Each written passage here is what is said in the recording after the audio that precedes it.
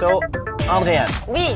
Merci d'être avec nous aujourd'hui. Merci à C'est toi. vraiment super gentil, en fait. Notre deuxième entrevue qu'on fait sur la route du succès. C'est vraiment fun de t'avoir avec nous.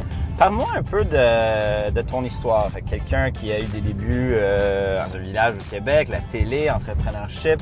Ça a commencé où, puis là, t'es rendu où? Ben moi, dans le fond, je suis native d'un village. J'étais à l'île Verte, dans le Bas-Saint-Laurent. C'est entre Québec et Gaspé. OK. C'est à quelque part OK. là-dedans. C'est ça, j'ai fait une télé-réalité il y a un bout. Ça va faire 5 ans cette année. OK. J'ai fait Occupation Double. Puis j'ai commencé à travailler en politique. Dans ce temps-là, j'étais attachée de presse adjointe des ministres au provincial. OK. On rentre là au cabinet à 5h20 le matin. On revient chez nous le soir, des fois, il est 8h, 9h. Puis là, je me disais, si je suis capable de mettre autant de temps puis d'autant de passion pour quelqu'un d'autre, j'imagine pas qu'est-ce que ça pourrait donner si je le faisais pour moi.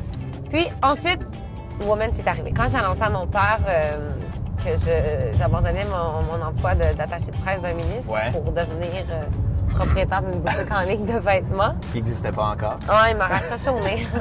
Non, comment? Pourquoi les vêtements?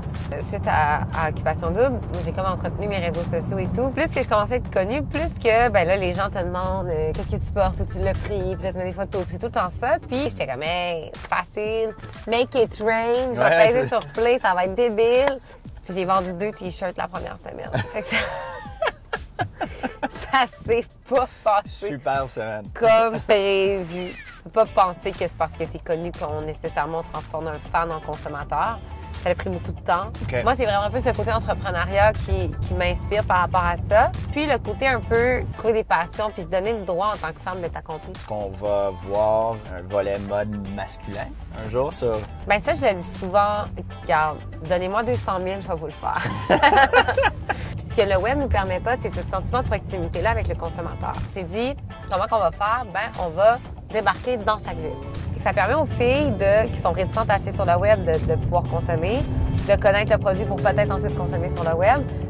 Des femmes d'affaires ou des hommes d'affaires qui t'inspirent dans ta Moi, là, je suis quotidienne? une fan finie de Christiane Germain. OK, je l'ai déjà rencontrée et j'étais tellement gênée que j'ai juste dit « Je me suis acheté une couette! » Non! Parce que les couettes qui sont dans les hôtels, les Germain et les Alt Hotels sont en vente au Simons.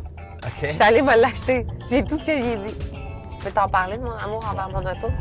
Moi, j'aimais pas les voitures avant d'avoir une Mercedes. Mais depuis que j'ai ma CLA, c'est l'homme de ma vie, dans le fond. Mais aujourd'hui, on a une version AMG. AMG, c'est la gamme sport de Mercedes. En fait, on va changer de place. C'est toi qui vas me ramener sur OK. Star Mercedes. OK, parfait. C'est bon?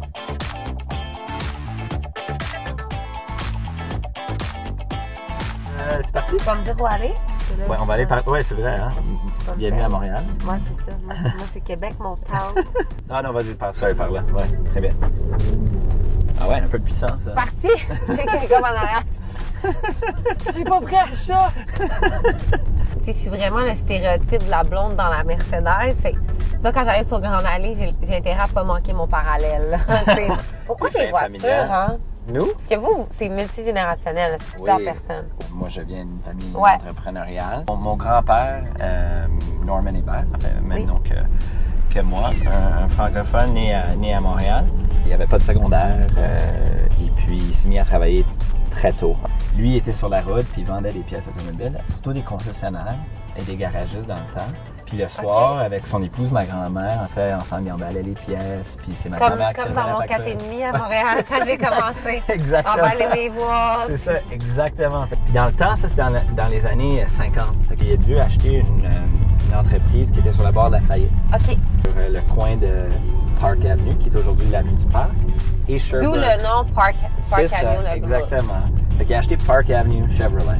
Il a fait plusieurs premières. En fait, mon grand-père, il a fondé le salon de l'auto à Montréal. Ah, ouais? Ouais, ça fait la deuxième génération. C'est mon père, pas de surprise, le même nom que moi et mon grand-père. C'est trop cute. Mais tu sais, le soir, on parlait toujours de Ouais. business. C'était ça notre vie. Quand ta vie, c'est ta business. Ouais, c'est ça. Puis la famille veut pas, on est là pour supporter. Ouais, c'est ça. Dans mon temps, c'était supporter mon père à fond, là. Que pour ça qu'il fonctionne, C'est ça, puis que- exactement. Parce que là, Park Avenue, c'est 18. Ouais, là, on est rendu à 18 concessionnaires. On est parti d'un monsieur avec un rêve, Wow. avec un support d'une famille, et puis Et puis voilà. Oh, on va dire gros tour. Je suis désolée. Ouais, sans faire pour ça. Désolée! Là, ça y est, on arrive. Voilà. Voilà! On est là. Merci, Norm. Merci à toi. Merci.